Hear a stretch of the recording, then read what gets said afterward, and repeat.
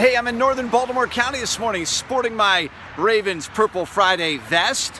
And on this Friday, a lot of people are talking about what everyone's talking about is the 4.1 on the Richter scale earthquake that we felt right here in the Baltimore area late yesterday afternoon. It all happened just before 5 o'clock. The earthquake was centered just outside of Dover, Delaware.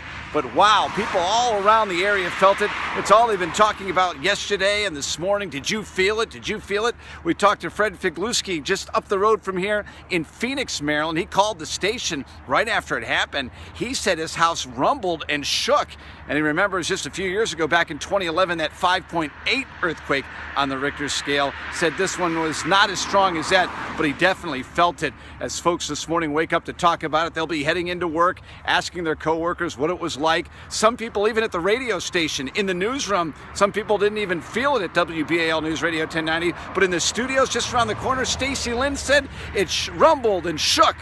The earthquake, 4.1 on the Richter scale. Luckily, no injuries or damage in the Baltimore area.